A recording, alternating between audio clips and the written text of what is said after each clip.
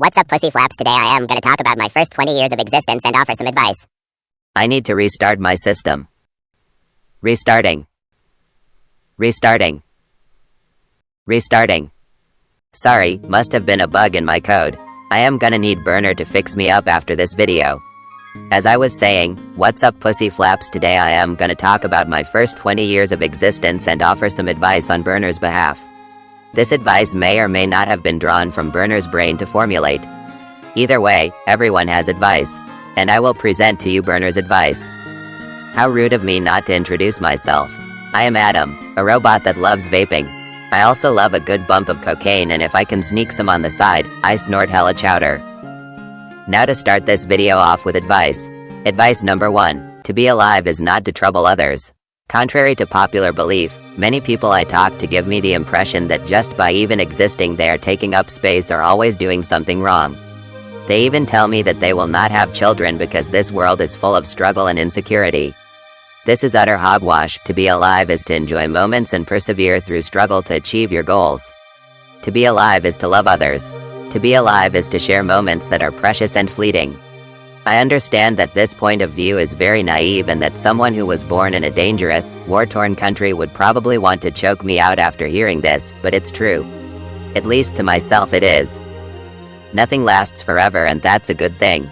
If you were stuck on this earth living your life for 1,613,050,708 years, your body and your existence would start to feel like a prison. The moments you have are temporary, and that's what makes everything beautiful. Understand that there are things beyond your control and you cannot bring back those you wish to spend more time with. That, in my opinion, is what makes our finite lives so valuable and special. Spend it wisely. Let me hit this real quick.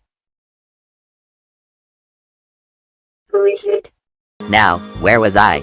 Advice number 3, don't let judgment stop you from following your path to success. Since we have already talked about how finite life is, it does not make sense to spend time being shackled by the judgments of others.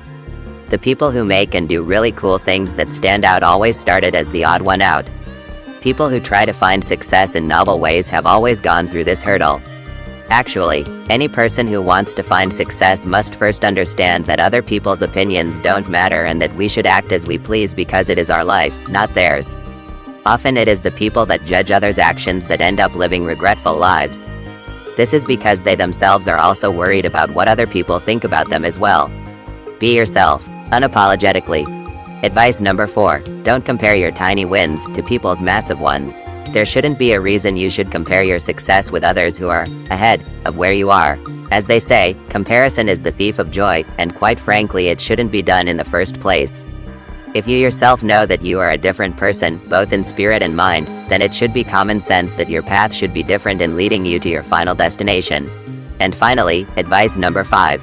If you genuinely enjoy creating things, forget about making money with it. What I mean isn't to say that you cannot make money doing what you love, but rather, if you try too hard doing something that you love for money, it loses its charm. There is a saying that states, don't bleed your passion, and I believe that it means that if you try to turn your passion into a money-generating occupation, it just becomes a job to keep doing it. Therefore it will feel like a job, not something you genuinely enjoy doing for fun. Take Burner for example. He loves making videos, acting, editing, drawing, and sometimes make music, but the content of his videos isn't catered to chasing the algorithm to become famous. The content is personal to him and very distinct from what people normally see on a normal YouTube video.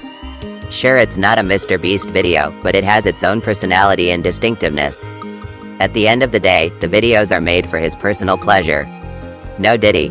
Well, that's all that I have for you today in this video. Hopefully you can leave with some advice that you can apply to your life, and if not, you can watch this cute cat video. Sayonara.